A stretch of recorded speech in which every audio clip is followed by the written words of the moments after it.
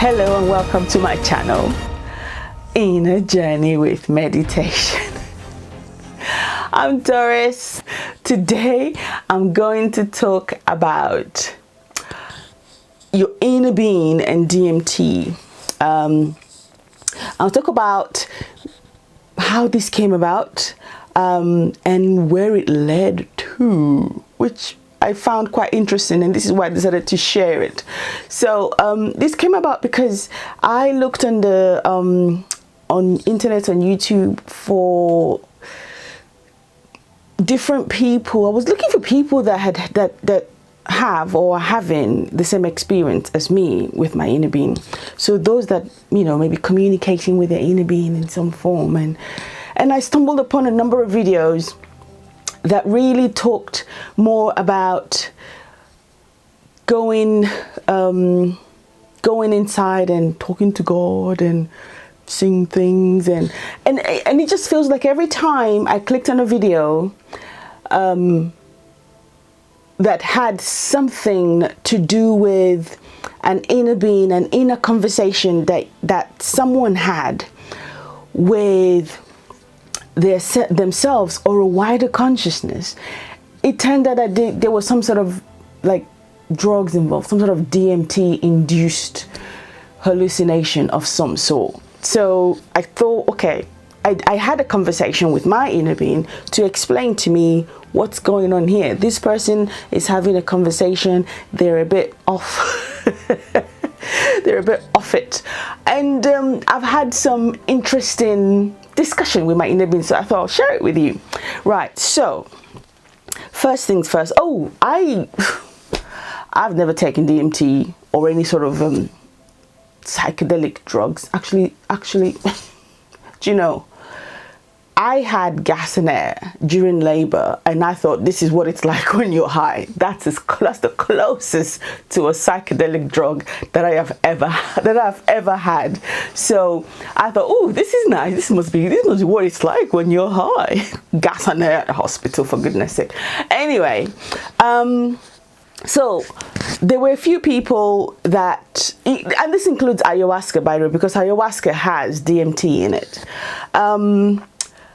So a few people, the reports, so my experience of DMT will be based on a summary of reports from people that take it, which is there's some, they meet someone, or, you know, there's some sort of a hallucinogenic effect. They do meet someone. There's always someone that they meet and they have a conversation with, and they seem to believe that this person is God or a higher realm self of some kind. What else? There's usually a healing process. Forgive me. Some sort of a healing process as well. The reports are hallucination, healing, and a discussion or a conversation with someone while you're under the effect of DMT. DMT is produced by the pituitary gland in the brain. So we do have naturally occurring DMT, and this is produced in the brain by the pituitary gland. Yes, I know. I've checked Google. Google says DMT is produced by the pineal gland. My inner being says, no, DMT is produced by the pituitary gland. So I'm going to go with my inner being on that one, and you see why. So DMT is produced by the pituitary gland in the brain.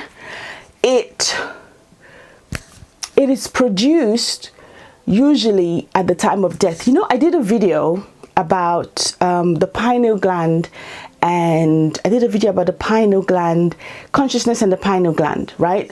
And in that video, I said in death, the pineal gland is completely destroyed, and so consciousness cannot re-enter the body. DMT destroys the body. DMT destroys the pineal gland, and this is the reason why consciousness cannot re-enter the body. So in death, DMT is released by the pituitary gland, floods the brain with the pituitary gland, and that destroys the pineal gland, and this prevents consciousness from re-entering the body again. Okay, so this is the reason why, one of the reasons why my inner being said, trust me, DMT is produced by the pituitary gland and not the pineal gland. Okay, now, so I've just said in depth. So how come you can take DMT and not die? You know, the thing is, DMT is also neutralized by melatonin, which is produced in the pineal gland. So keep that for a minute, and then we'll come back to it, so we understand why you can actually survive some the kids are shouting. We'll come back to it so we can know why we survive, why some people survive taking DMT. Right, so under the effects of DMT, the consciousness is entirely within the mind, and in this state, my inner being says you're able to view the physical plane and other information that's presented to you by your inner being. So for one thing, the person that you are communicating with is a projection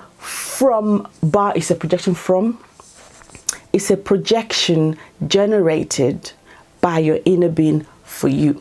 So those people that feel or not feel, this is what they see, isn't it? Those people that see entities, God, aliens, you see, people just describe all sorts of things that they see. What you see is generated for you by your inner being. A bit like dreams, a bit like when you're in a dream, your dreamscape is a scene, a story generated by your inner being. So it's the same. And usually these images, these images that you see are what are they? They are based on the individual's beliefs or what they're into, for example. So if you are a super strict Christian, then you take this, you see Jesus or God, or it will be everything that you believe in and that you expect to see. So your inner being will generate these images for you according to your expectations. So your inner being provides these images and projections according to your beliefs and expectation, according to what you expect to see. The healing process, if you had some deep-seated troubles that you want to get away from, you remember, your inner being knows you. Your inner being has been with you since birth. Really knows everything about you and your life, and knows that there are some deep things that you need healing from. You then find that this is where you would find some sort of a resolution to that. So again, that plays into that narrative of healing within, right? And it's all provided for you by your inner being, your wider consciousness. Now, and then you think, well, so your wider consciousness is in you, and the answer is actually, yeah, it is. I talked about this in my video on the pineal consciousness and the pineal gland, when I said that when consciousness first enters the body, the pineal gland, the pineal gland acts as a fuse and a filter.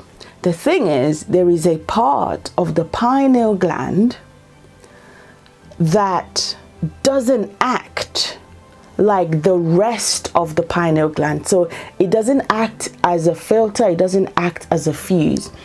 And when you go to bed at night and you sleep and you dream and you dream, you compose your mind from your experiences and your memories, when you do all that, this part of the pineal gland remains untouched. This is the part of the pineal gland, and therefore the part of the mind that your inner being resides. Your inner being is there. Your inner being is this is where they watch, and this is where they watch over you from. So my question actually then was, hang on a minute, I thought if consciousness entered the body, it would, without being without the energy being reduced, it would obliterate the body. And the answer is you, as the outer consciousness, you are entirely within the pineal gland. So you have your energy reduced. You're actually a very small part of your wider consciousness. Your wider consciousness within the pineal gland is not protruding into the pineal gland. So your wider consciousness observes. It's more like a point of observations, and it's a way for your wider consciousness to view your life through your eyes, your vantage point, your feelings. Your wider consciousness, your inner being is also able to understand the mechanisms of the body from this vantage point. So if you imagine that the mind, I've said this before, the mind is like a room. There is a part of the room, and don't want to use the word window, but it's really the closest thing that comes to me. You have a room, right? You're in the room. You are consciousness in the room, but there is a small window in the room. Every time you go to sleep in that room, you build the walls of that room, reinforce the walls of that room with pictures of the day. Can you see? These are your memories. These are and those pictures are your memories and your experiences. You build them.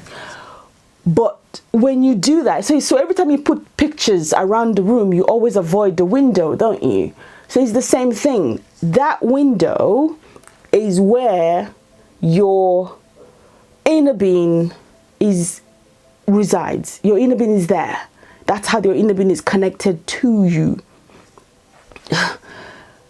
But they're able to, and they're able to view your life from your vantage point. And I'm very careful to say your vantage point, because I know that your inner being is also around you. Your inner being is also able to view you from an external vantage point as well. Right. Why am I saying this? I'm saying this because I was talking about DMT, right? And the purpose is, and you have to think, you take DMT destroys the pineal gland. You are unable to re-enter the pineal gland because it's destroyed, then the person is dead. So in the case of overdoses, obviously, and death, that's what happens. Pineal gland, kaput, and end of story, But then you're able to come back. You take drugs, you come back. Obviously, there is an element of this is not your time. You have an agreed time between you and your inner being of when you were supposed to pass on and leave this physical world, right? So there's an element of that. And your inner being keeps to that. And so what I'm saying is, I said earlier that the pineal gland generates melatonin, and melatonin neutralizes DMT. So what do you think happens when you have these experiences and projections by your inner being? Your inner being is monitoring the effects of the DMT in terms of, how much have you taken? Are you taking too much? Because soon we will be out of here and there will be no way to go. There will be no way to come back. So there's an element of that. But your inner being also generates the melatonin. So you take it, you have this experience which your inner being puts for you, a bit like a show for you during this experience of DMT, where you're able to perceive, if you like, outside the physical plane. You have this, but your inner being is also monitoring the effects of those DMT and starts to generate melatonin to neutralize the DMT. You fall asleep, you wake up, oh, it's all gone. For me, it just feels like a waste, to be honest.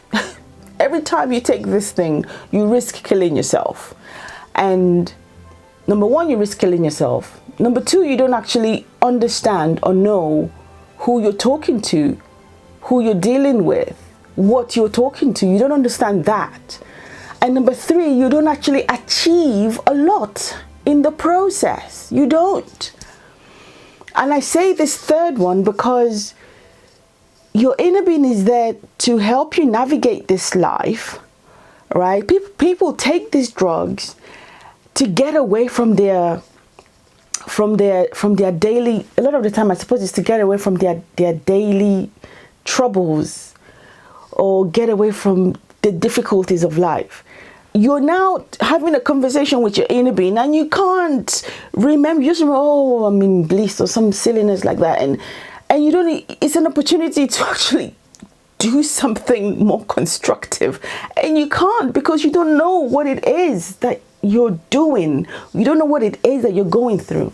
I just say this because I think it's a temporary effect. What you should really be doing is, you can still communicate with your inner being without the effect of DMT. That's more long term. You can do the same healing that you're doing without the effect of DMT. You can ask all your questions without the effect of DMT, and you can start solving problems for you and for everybody around you without the effect of DMT. Thank you for watching this video, and I'll see you in the next video.